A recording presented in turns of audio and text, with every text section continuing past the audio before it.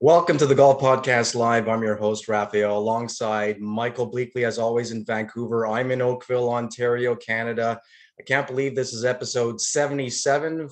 That's a pair of hockey sticks right there. Today's guest, a Canadian professional golfer, former PGA Tour winner and 1981 Canadian amateur champ. I'd like to throw that out there. Canadian Golf Hall of Famer, Richard Zokol. Welcome to the show. Well, thank you. Thank you, guys. Raf, Mike, good to be back with you. Glad to see that your podcast is progressing nicely, and good to be back for the second time. Thank you so much. We appreciate your time. What have you been up to? You've been golfing a lot out your way? Not well. I typically do my one round a week. I'm living in Kelowna, working at Predator Ridge Golf Course, selling real estate is my day job, but I sneak out to Sagebrush, which is only an hour drive from Kelowna, hour and 15 minutes. Do that on a Sunday afternoon and very much enjoy doing that. So, and then it takes my body, my hips and my back to recover a few days. Got a little arthritis in there as time is marching on. So you're saying we may have a chance at taking you? I'm pretty competitive. My boys think they're kind of like they see a weak prey, but then when it comes to the golf course, the switch goes on and the focus goes in, and competition is right at the center of attention. So I love the competition still. Awesome. Well, it's been a crazy weekend, guys. We had the Open Championship, the 151st British Open. I still call it the British Open. I had a hard time just saying the Open, but I guess it's sort of the World Championship of golf. Now, over at Royal Liverpool Golf Club, it's a par 71. It's not a short course. It was 7,300 yards. However, we had a little gentleman from Savannah, Georgia, named Brian Harman win the event. Pretty amazing. Big purse again, $3 million, 600 FedEx points. Your thoughts on Brian winning this event? Personally, it just goes to show that you could plod around the golf course. You don't need the length, even if it's a long golf course. Your thoughts on all of this, Richard? Yeah, I was very excited. I know there's some people that didn't think the Open Championship was exciting enough, and because an unknown player to their unknown, they thought it was less of a championship. I thought it was quite remarkable, just simply because what Brian Harman did. He set the stage after 36 holes. And obviously, there's everyone who's watching at that time. He's got a 5-shot lead after 36, and he has to sleep on the lead. And he sleeps on the lead again on Saturday, and he hasn't won in this situation. And I love it because it's all about your mindset and your mental capacity. And Brian Harman, broke through his barriers. He talked about after 36 holes. He talked about how he typically gets ahead of himself and wants to know what may or may not happen in the future. And as we all know, that's a cancer in this game. So these are the internal demons, I guess if you could call them, or struggles that he had to get through. And I love exactly what he said at the end when he won this. So he's faced these situations and failed at them before, and he's had leads of majors going into the final round. And at the end of the round, what I love so much, Mike Tirico, he said to him, and he asked him in an interview, was it hard not to get ahead of yourself and think about it and just play golf? And he says, and this is Brian's quote, "I feel like that was what won me the golf tournament. I really didn't truly think about winning the tournament until I hit my last bunker shot." And those are the things I love to see. And because it feeds so much into mind track golf and learning how to that next frontline level of performance is improving your mental perception and your perspective on the golf course. Yeah, I think there's shades of Justin Leonard winning back in 97 with Brian Harman. He's not a long hitter. He's outside the top 100 in driving, but he was meticulously accurate. And his short game and putting was fantastic. He holed with 58 of 59 putts inside 10 feet, if I recall that correctly. Just unbelievable golf, and to win a major by sticks, you're arguably lapping the field. Yeah, Yeah, I and agree, Mike. Yeah, go ahead. his precision in his game, he's such a strong driver of the ball, and we all know how good of a putter he is. So it was a wonderful performance, and I loved every minute of it. And I think it wasn't the bomb game that we see typically on the PGA Tour. It was a precision game of driving your ball in the fairway, avoiding those bunkers because they were extremely penal. Love it. Bunkers should be penal, and I think there should be rewards given to those who drive the ball in the fairway. So it was good for ball strikers. Yeah, absolutely. Yeah, it wasn't so much a bomb and gouge like you mentioned, Richard. People don't know this, but maybe they should know this. Brian Harman is number 1 on tour on putting when it comes inside of 6 feet. He's also number 14th in accuracy when it comes to driving the ball. And so that bodes well for a good Ryder Cup team member who just doesn't have length, who could actually has the experience and is able to play with the players. So hopefully he does make that team. And Zach really sees the potential in him. I know the two of them are pretty good friends. And at the age of 36, with only 2 wins, I think it's about time for him to actually make a team, since he made the Walker Cup team years ago, because he has a great amateur record. He was a great player, and I really hope he makes that Ryder Cup team. Again, Mike, you mentioned some of the putts he made. Outside of 25 feet, he made 6 putts. And now he won by a margin of 6 shots. So just for making those putts, my goodness, that's just incredible. His distance off the tee and that deadly accuracy would really grind down an opponent in match play. So on a Ryder Cup, just competing against somebody hole after hole, they're always in play. It doesn't have to be that long, but that will grind down whoever he's up against. So I expect to see him on the team. I expect him to make the team and finish in the top 6. I think that he's a tenacious competitor, and I think that, which is just like Zach Johnson, just like Mike Weir, and that tenacity which allowed him. I think that Zach, in a worst case scenario, if he doesn't make the top 6 and he's looked at as a pick, he will pass that test, in my opinion, because his grit, his he may not be physically huge, but he is mentally huge with his ability to compete. And I look for Harman to be on that team and perform well. Yeah, he was getting heckled from the crowd, being to paraphrase, told he didn't have the stones after he made a bogey. Yes, and he said in the presser that fired him up. Yeah, and he showed the mental fortitude which is required, because that could crumble anybody. With people heckling you, they're counting your waggles, and there's a lot of there's a bit of a circus going around in behind the scenes with this guy, but he powered through, right, and to win one of the toughest championships in the world. So kudos to Brian. Yeah, it was a great process. It was a great breakthrough for Brian. And I was actually watching his looks. I didn't care too much of his waggles, but on his driver and his long irons, that he was taking between 7 and 9 looks. Sometimes he got to 10 or 11, and then on putting it was 5 or 6 looks. And it's irrelevant whether that's his shot routine. And as long as he controls your shot routine, I mean, I'm of the opinion that making it shorter, making your shot routine short as possible is optimal. But he had control of it, and that's all that mattered. And it allowed him to execute shots that he wanted. It was a terrific performance. Mike, it reminds me of Sergio Garcia having that waggle before he hit the shot, and how he used to get heckled when people used to say, "Hit the ball already." and really, Kevin Na used to heckle himself. You recall some of those events where he just yelled at himself, "Hit the ball, Kevin."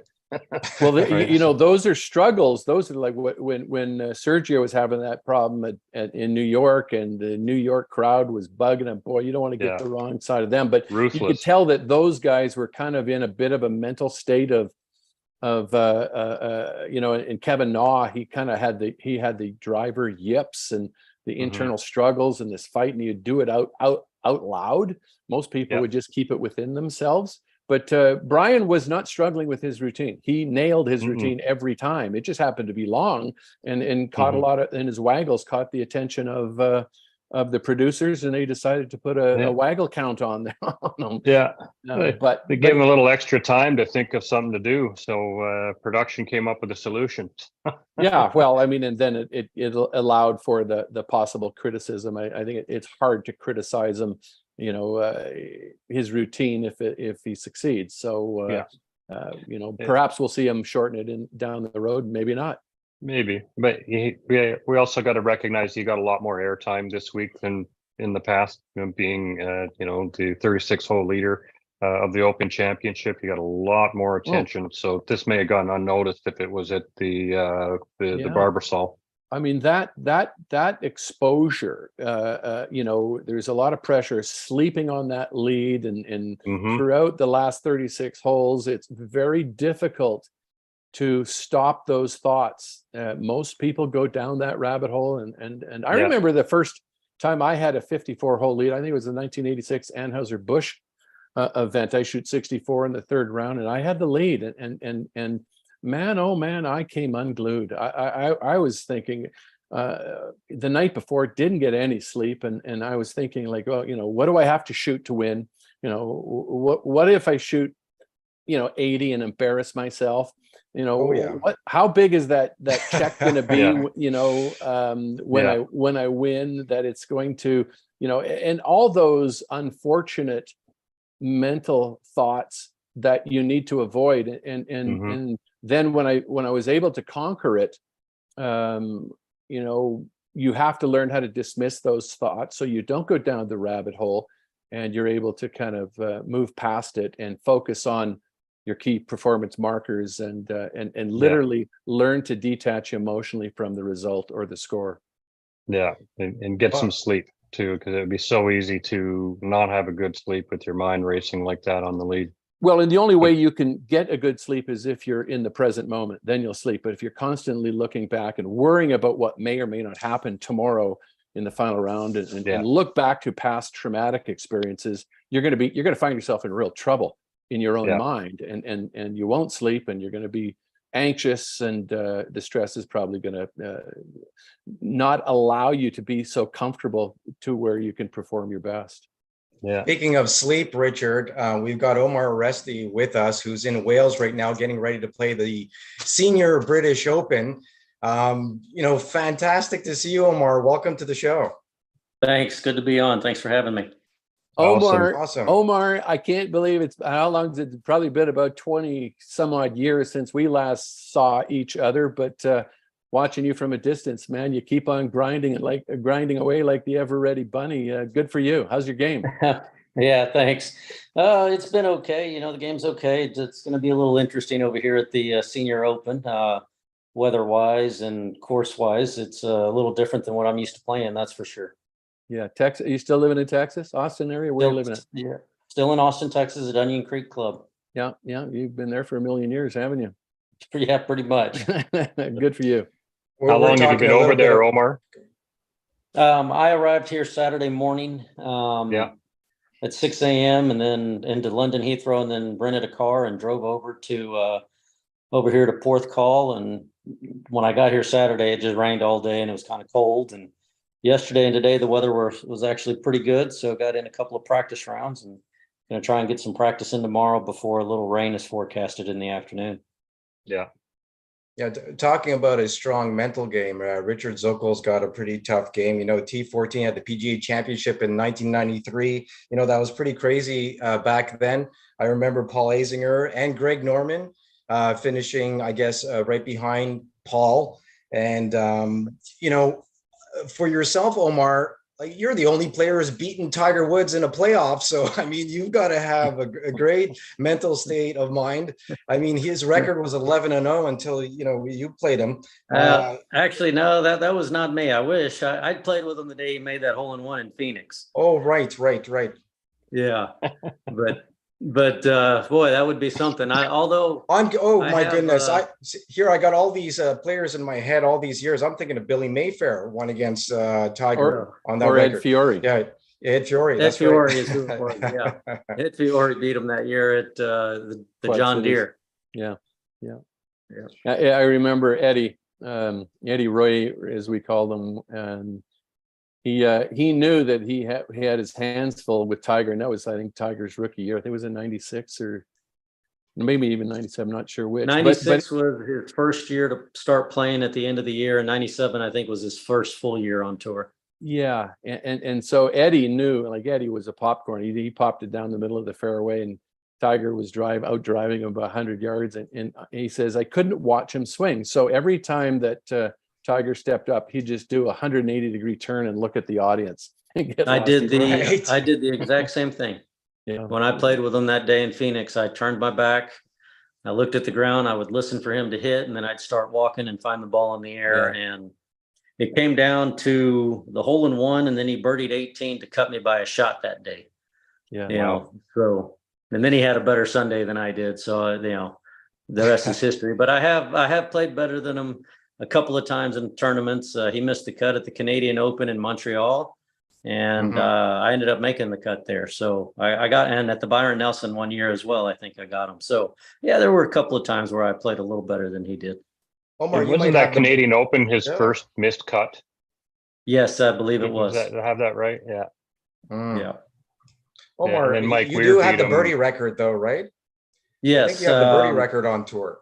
But consecutive Yeah, birdies. 1994 on the Nike Tour at the Nike Shreveport Open, I made 9 consecutive birdies. From what I understand, it's been tied, but it hadn't been broken, from what I understand.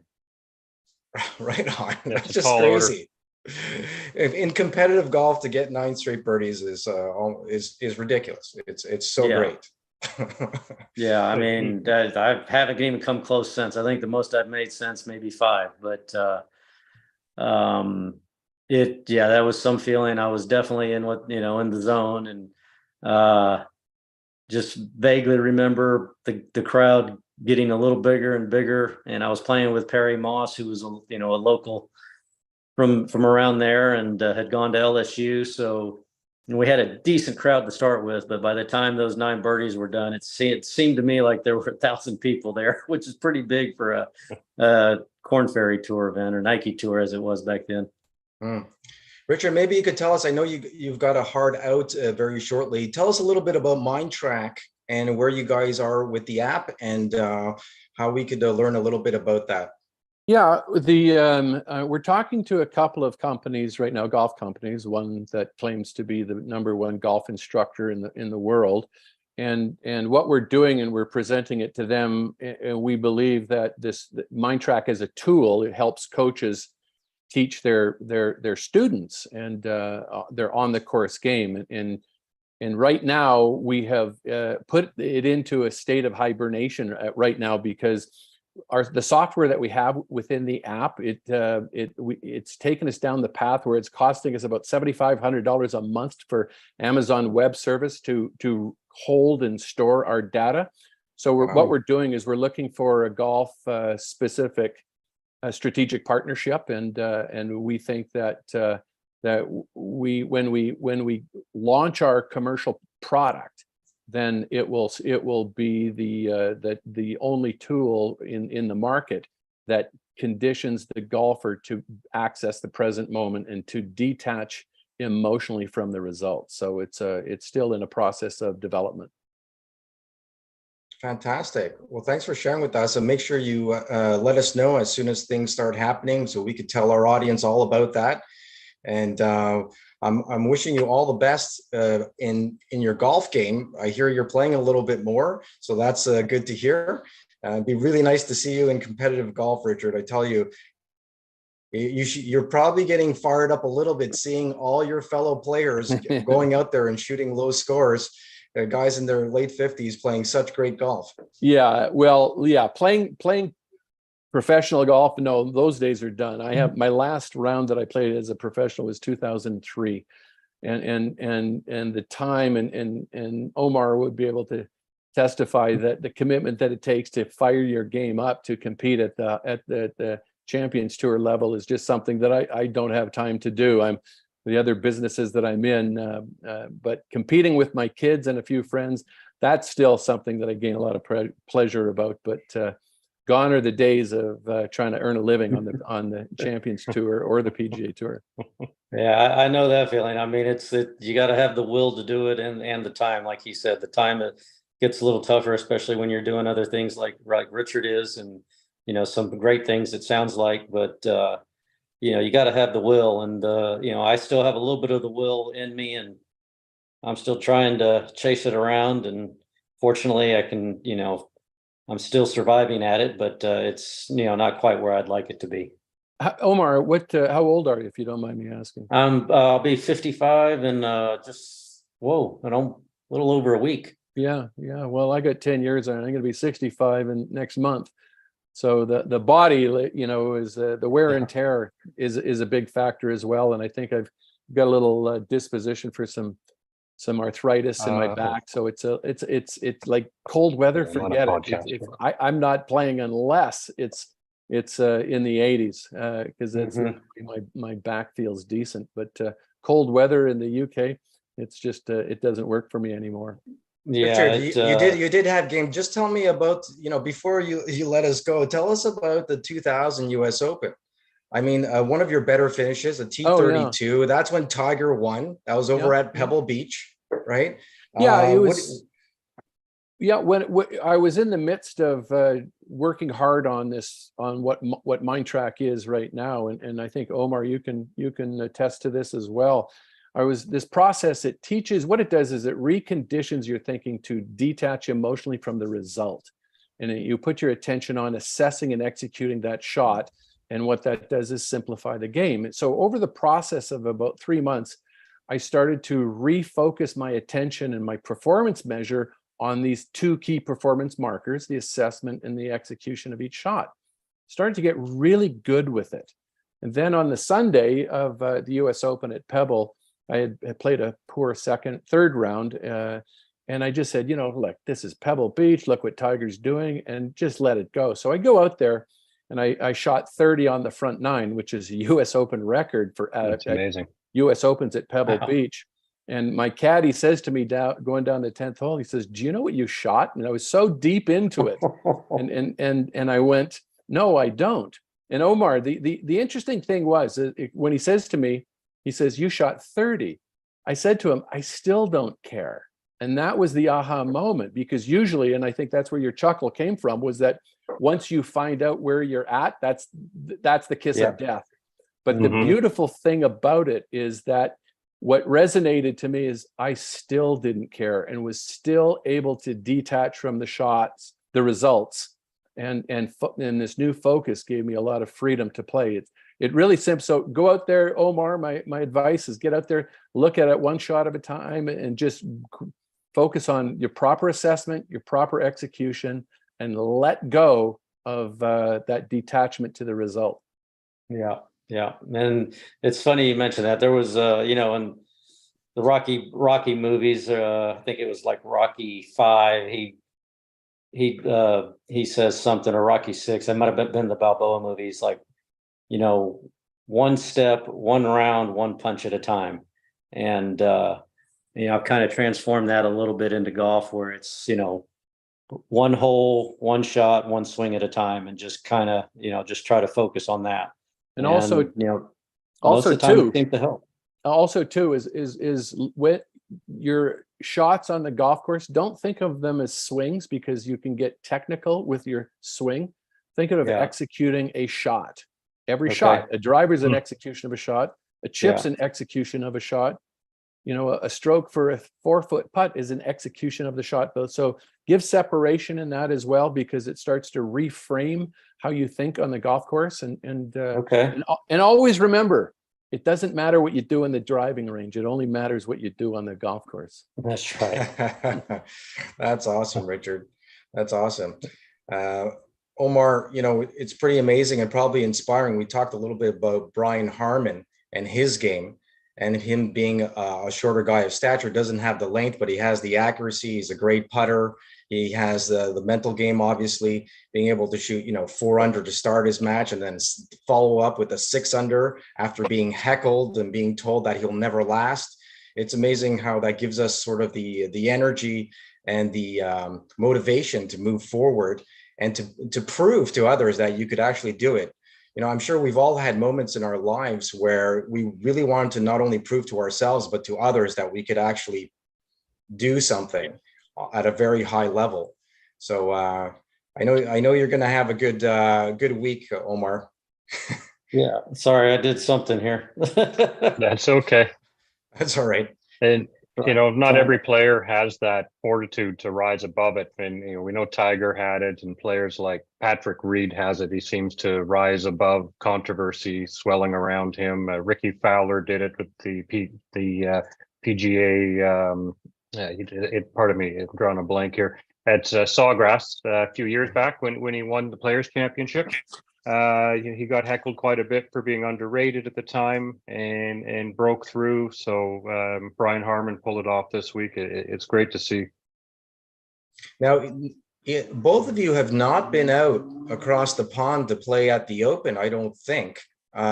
Richard, you never made your way out over to the Open, the British Open. No, but I played 6 Dunhill Cups for Canada at the Old Course. So my extent of learning how to play the Old Course was fantastic. It was great.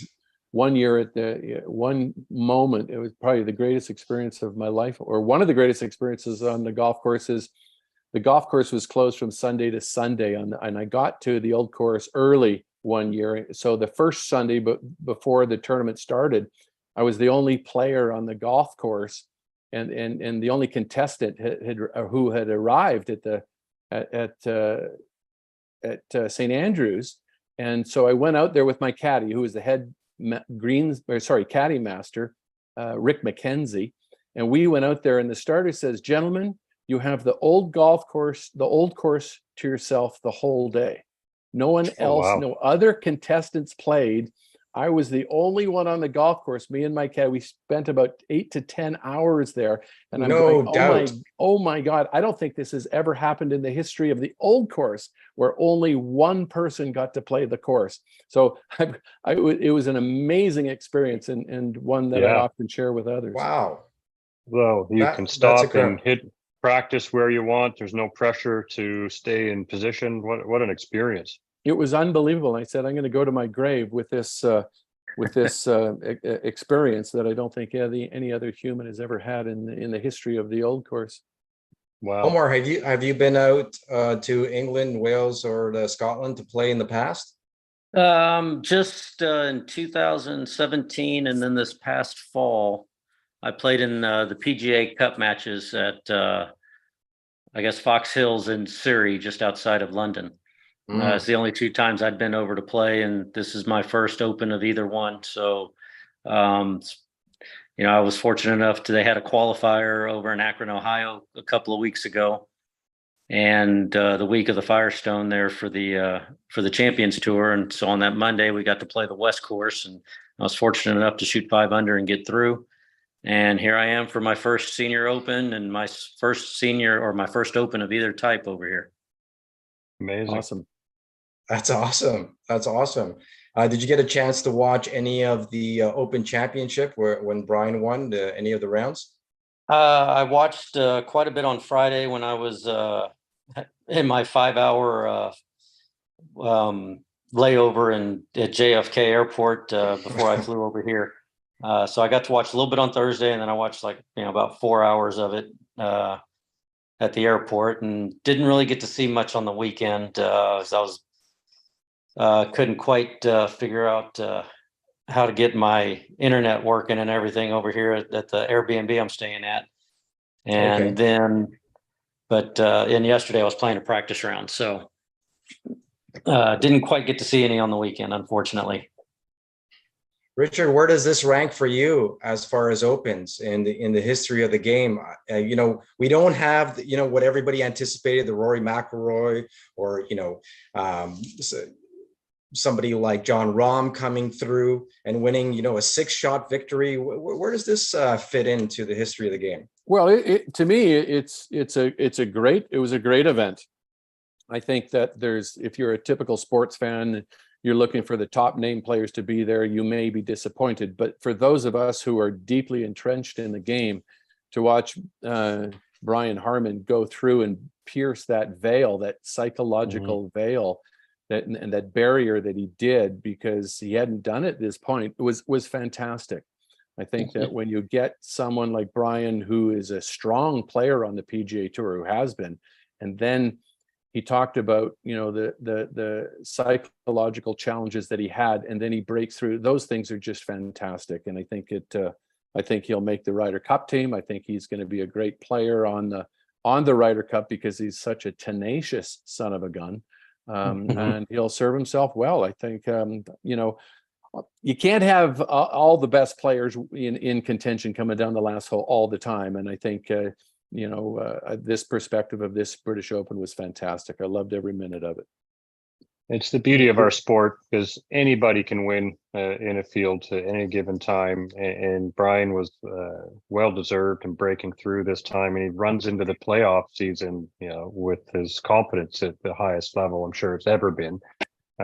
He could change the course of his career over the next 4, 5, 6 weeks, and get into the Ryder Cup and really start to build a legacy, if you will, if he can build off of this and continue winning. And if he takes down one of the playoff events, let alone get into the Tour Championship, he could absolutely just line his pockets. And sure can, you bet it. And he's already enjoying the benefits of money on the PGA Tour now. Oh yeah, wow, his caddies loving this win. Yeah, something else with the purses going up. I guess that was one thing that Liv was good for, was to get the purses up. We'll see if it stays. I mean, I think my biggest worry is the Federal Trade Commission approving, whenever they finish the final agreement, what that's going to be next year. The Federal Trade Commission on their anti-monopoly perspective, that's going to be a big issue. Yeah, it is. And hopefully, only good will come of it, hopefully, but you never know what's going to happen with things nowadays. And, I think golf overall is in a great place, and there's, a lot more people playing, a lot more people watching, and a lot of good golf being watched and played. There is. And go ahead, Rob. I was just going to say golf will win. At the end of the day, the business playing field is going through some tumultuous times. But like Omar just said, there's so many people who have grown a passion for golf in the last couple of years, adding to the fans already. So I think golf will prevail in the end. And the PGA is not going anywhere. Maybe some different characters running it, but we'll see how this transpires. All we can do is watch. So true. Now, looking over at the Charles Schwab Cup money list, I mean, Steve Stricker's having a pretty good year. He's made $3.5 million. The money's getting bigger on the Champions Tour as well. I think there's going to be a huge turnover when Tiger finally possibly starts playing on the tour as well. I think viewership is going to go up, and it's going to be great. You have someone like Bernhard Langer, 65. Is he 66 yet? He's 65 years old. He's second on the Charles Schwab Cup. He's playing incredible this season. He's made 1.5 million. And Omar, tell us about your goals about this Champions Tour season. What you expect to do, and how you would like to finish off the season this year. Well, unfortunately, I'm not really. I don't have a whole lot of status out there, so I'm having to do some Monday qualifiers to get in events. I've tried 3 or maybe, I guess 4 or 5 of them this year with no success yet, but I've made 1 a year over the past 4 years. So we're hoping, there's still a few more at the end of the season here to try to qualify for. So, the goals is, to get in a couple of qualifiers and to have good finishes to where I can move up the the points list and maybe have a little bit more status next year. Mhm. Absolutely. Absolutely. Well, I'm really thrilled to have you on, Richard. Thanks for coming on again.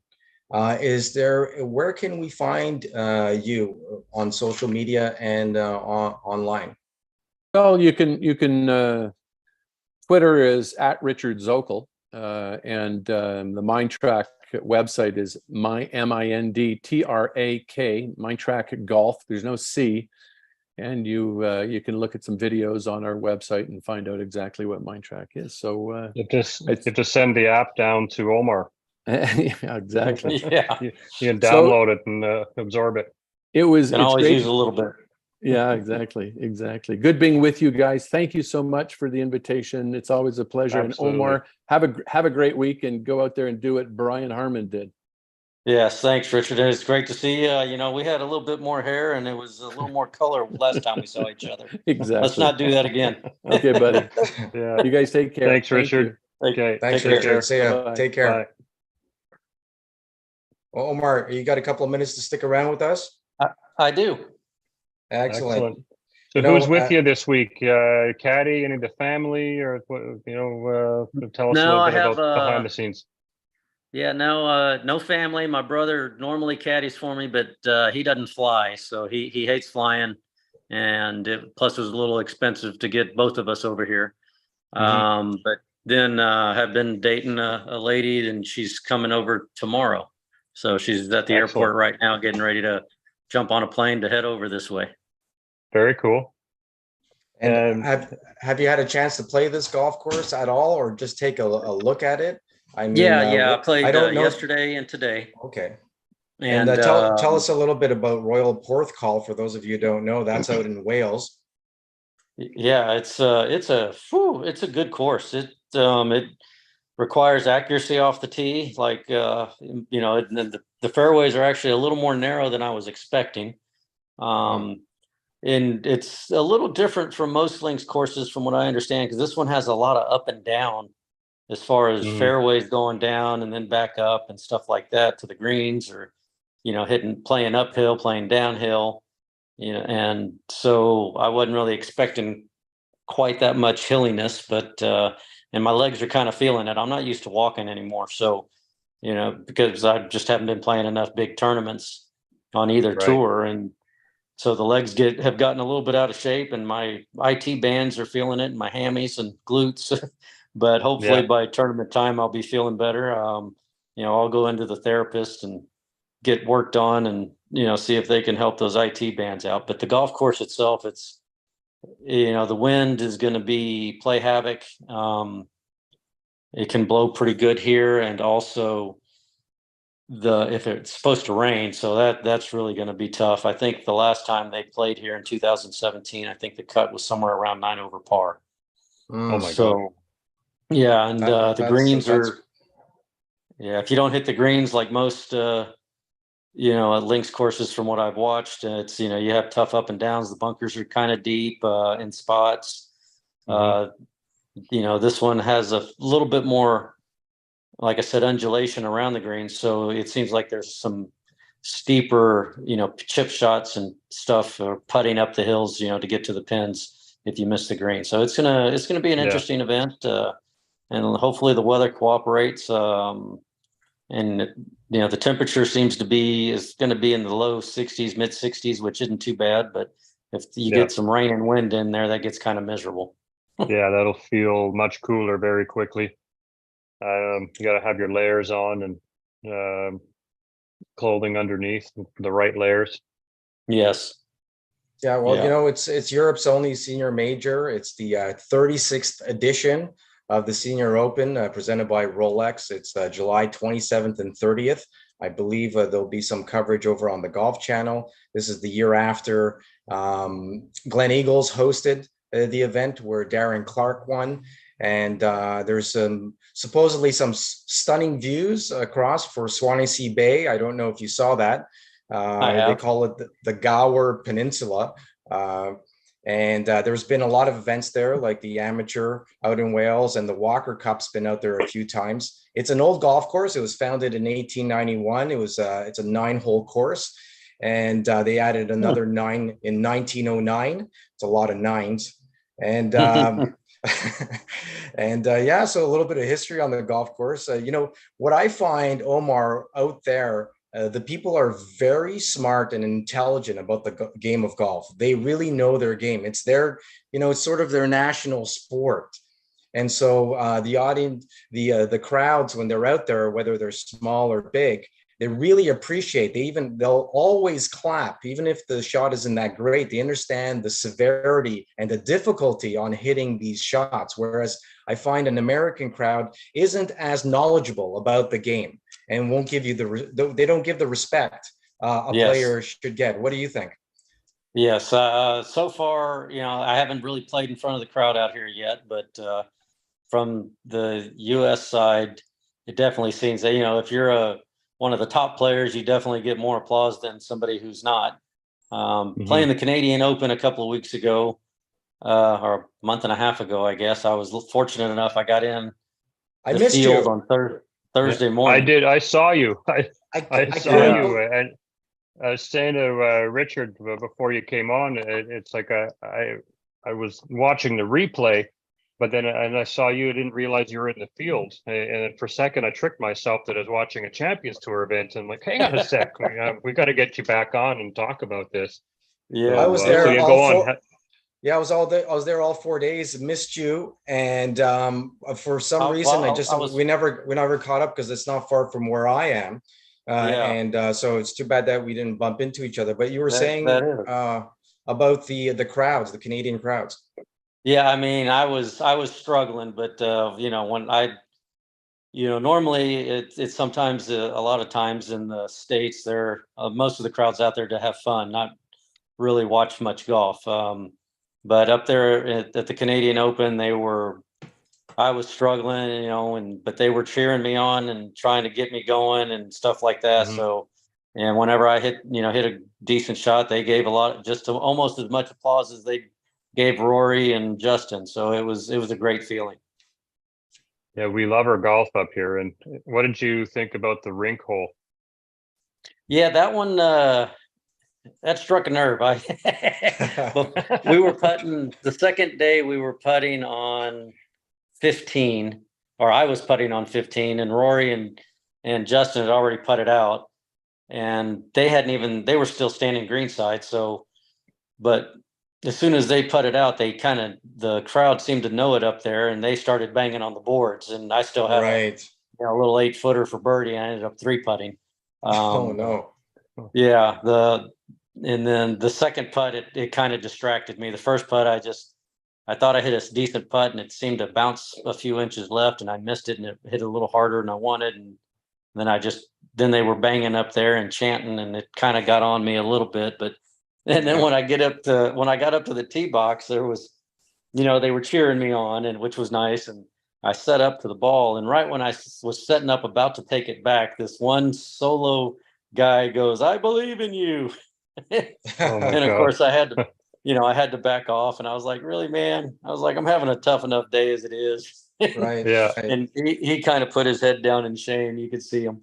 I find the crowds have gotten rowdier. Yeah, the younger people, it seems like it's the more I go I've gone to so many Canadian Opens, I've gone to a couple of PGA Tour events, in general, been to President's Cup. It just seems the younger crowd is getting rowdier and rowdier. It's not the Phoenix Open, right, where people are just going nuts and it's a big party all week.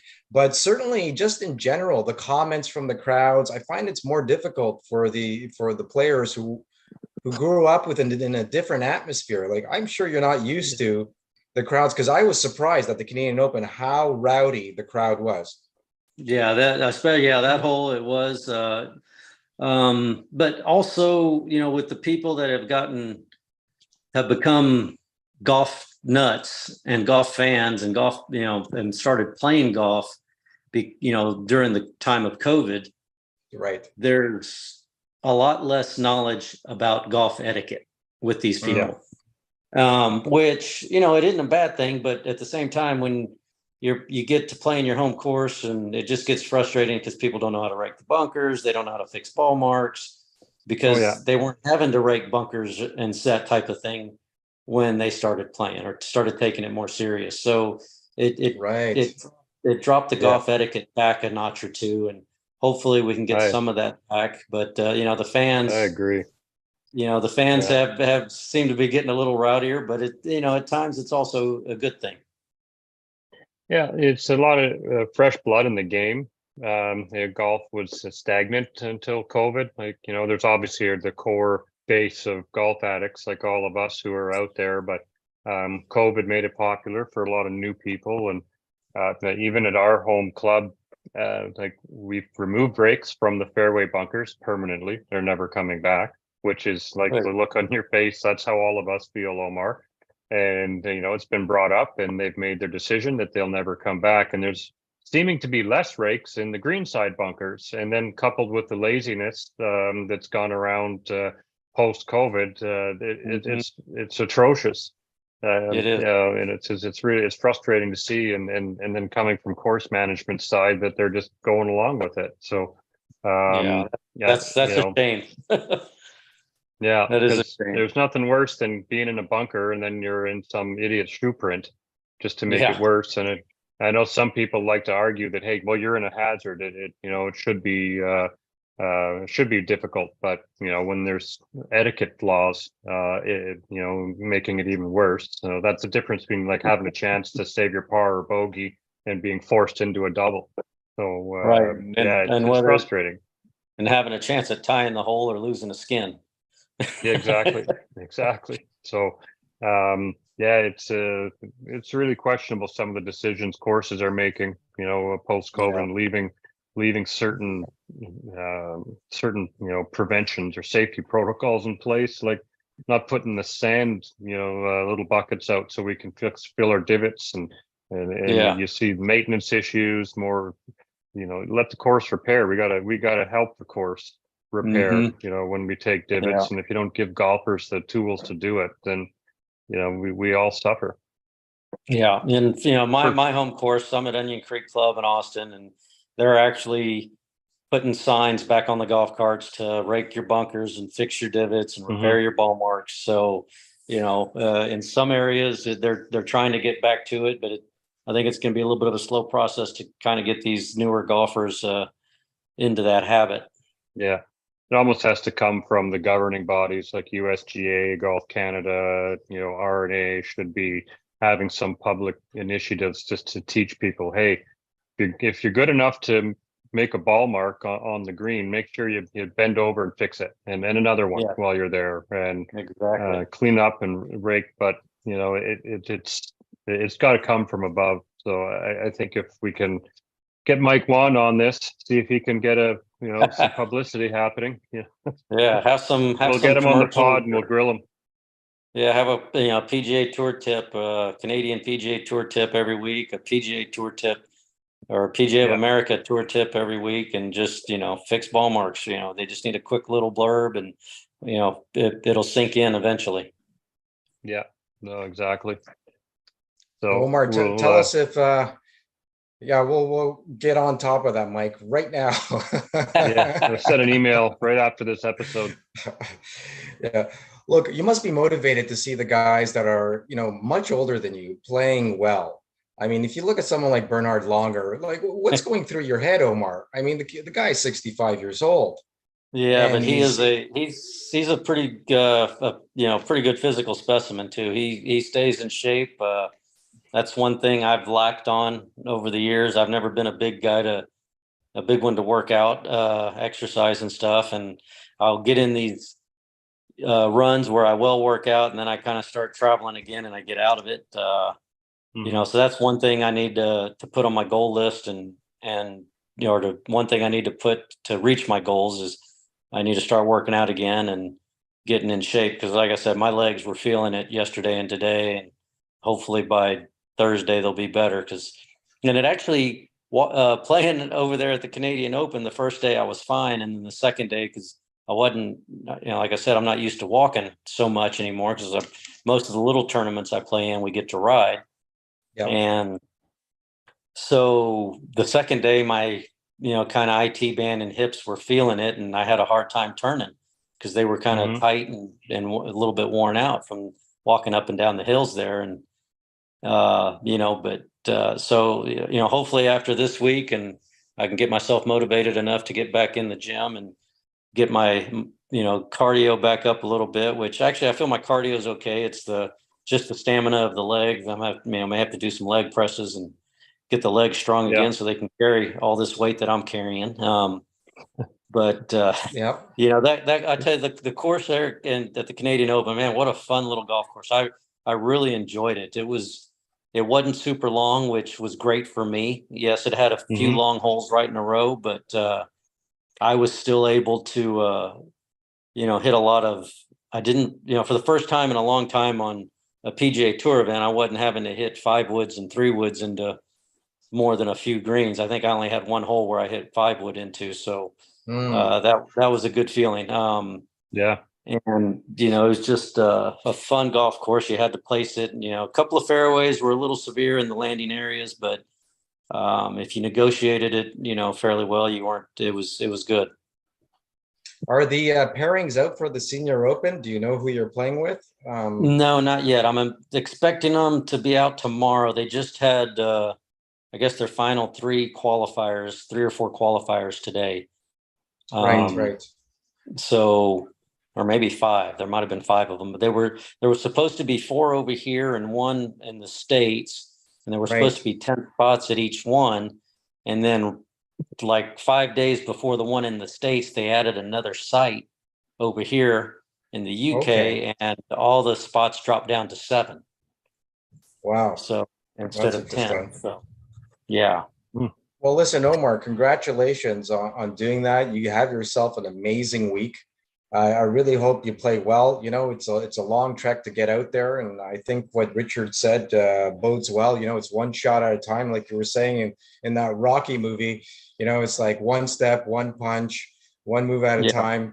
I'm a big Rocky fan. I still watch those. I don't know how many times I've seen all those movies. They're all so great to watch. And there's some great lines. He's got some great sayings in them, like nothing's going to hit you as hard as life, and it's not how hard you get hit. It's not how you, what is it? It's not about it's how hard you get hit and still keep moving forward. Right. And so and that bodes well to golf, because we're going to get punched in the face all day long, no matter what level of golfer you're at. The challenge is there, and not beating the crap out of ourselves mentally, which is tough. I'm super guilty of it in amateur tournaments where you screw up, make a double, and you're done pretty much. You don't have the horsepower to rattle off enough birdies to come back. It's frustrating. So, but the better we can be mentally, and what Richard was saying about detaching ourselves from a result. I think it's something that I'm going to try to. I made some notes here while he was talking, so and try to get that in my head when I'm playing. You got to assess it properly. Do your assessment, see how well you assessed, and then take how you executed it, and not the result exactly. Yeah, it's not thinking golf swing. I've been a coach and instructor now. I'm going on my 24th season, and really, who's my best student? It's me. It's being able to apply all this knowledge and everything that I know about the game to myself, and it's so difficult. And the best games most people play, and the best games that I've seen or interviews I've heard after someone's played a spectacular round is, they weren't playing golf swing. They were visualizing every shot and executing it. And you'll hear everyone say it. It's one shot at a time, and that's how they played their best golf. Yep. Yeah. Well, and then when I made my 9 birdies in a row, that's all I was focused on. There were, especially when I got to 5 birdies in a row, and I all of a sudden thought, I was like, "Whoa, that ties my personal best." And I shook my head, said, "No, just focus on the next shot."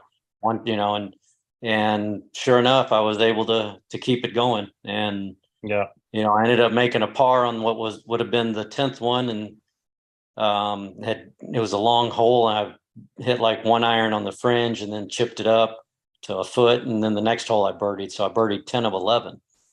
But then the next hole I made a bogey.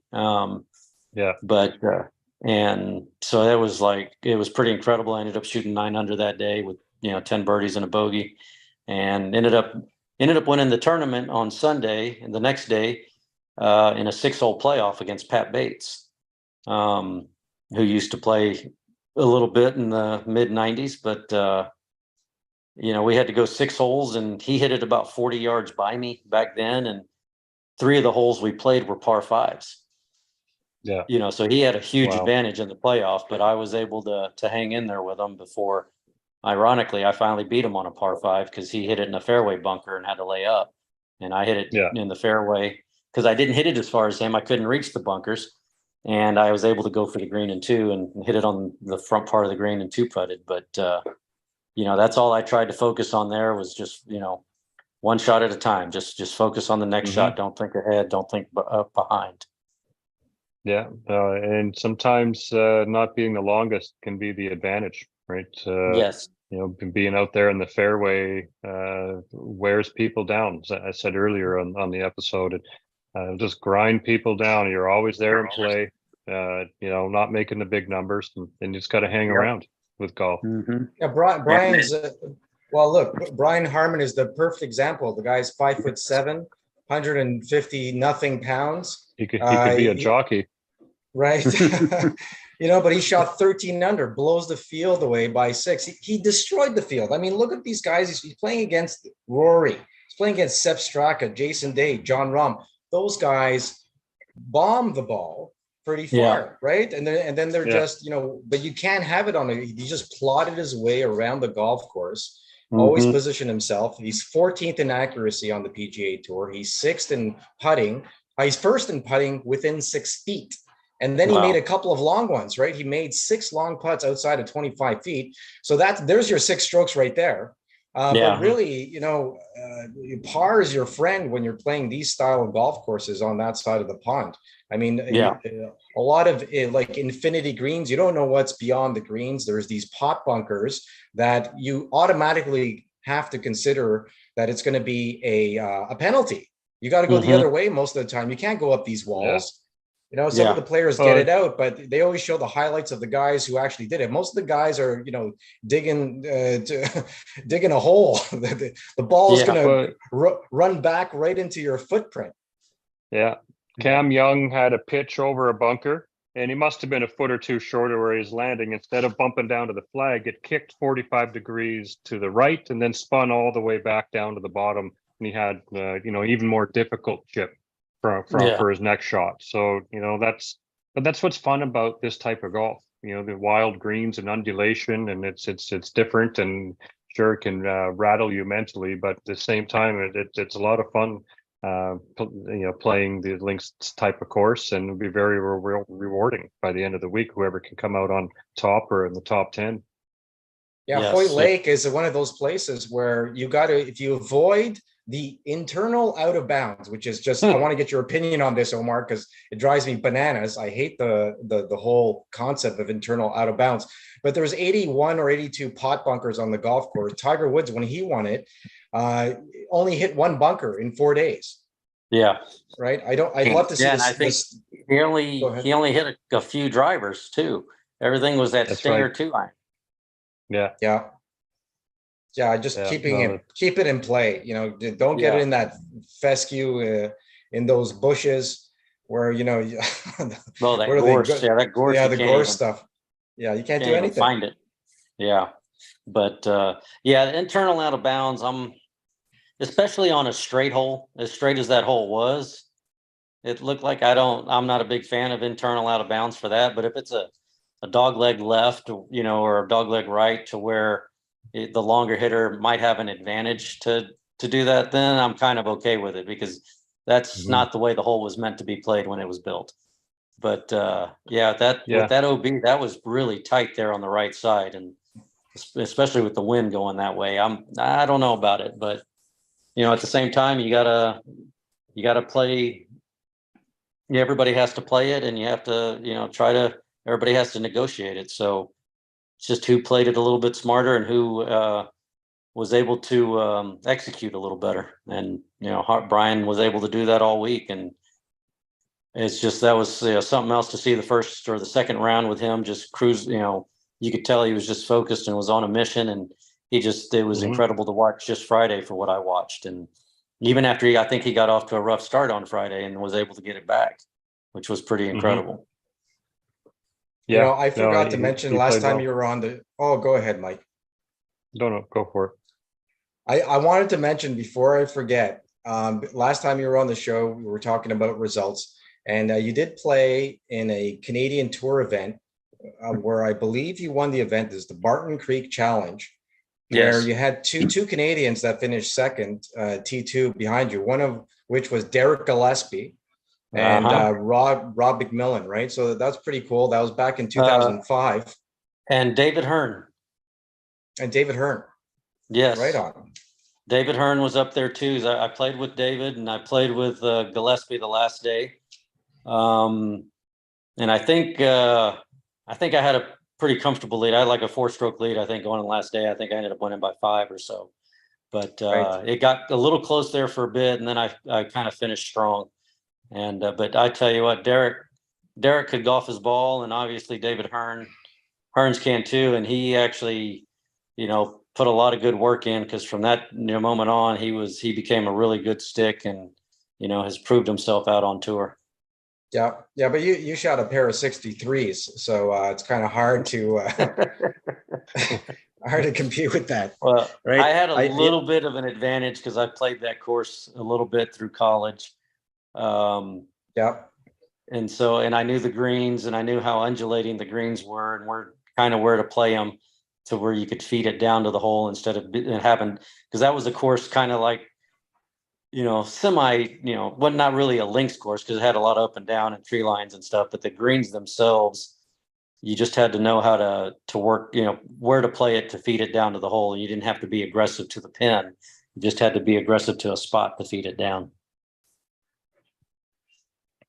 Well, Mike, before we wrap this up, anything you want to mention? If you're listening to us or you just got in and want to watch this episode or listen to us again on one of our 20 platforms, be sure to listen. We had Richard Zokol on, former PGA player. Also on right now is Omar Uresti, a Champions Tour player, and he's playing over at the Senior Open. I always want to say British Omar. I'm just so used to saying British Open, but the Senior Open. And make sure you follow him and see how he's doing. Mike, take it away. I tend to put my foot in my mouth there too, still with the British Open, because as we grew up with, that's how it was branded. That's how it was branded in the States to separate it from the U.S. Open. They called it the British Open. Exactly. That's always been the Open. Yeah, and 100%. Even in Canada, we were used to that because we're watching American TV. So it's so easy just for us to let that slide, and so we do try to make sure we call it the Open. But this episode, obviously, it's live on YouTube now. Tomorrow it'll be up on all the podcast platforms, so wherever you get your favorite pod, check it out. Please subscribe or like it. Follow our channels wherever you find us. It's very appreciated. And Omar, where can we find you? You're on Twitter. Yeah. It might be, gosh, that's a good question. Omar Uresti 1, I believe. I think number that 1 sounds familiar. Yeah. And then good. Yeah, I'm not on there very often, but every now and then I'll post something on there. But, excellent. Yeah, Omar, I saw you on Facebook, that picture of you on the plane, and I said, man, we got to reach out to the guy. I saw that thing, and I'm like, we would see if we could get him on. So thanks for coming on last minute and getting in touch with us and sharing your stories and your experiences. And we look forward to watching you, and all the best this week, brother. I know you can do it. Thank you. Thanks, Russ. Thanks, Omar. Thanks, Mike. And thanks, Y'all everybody, have a good one. for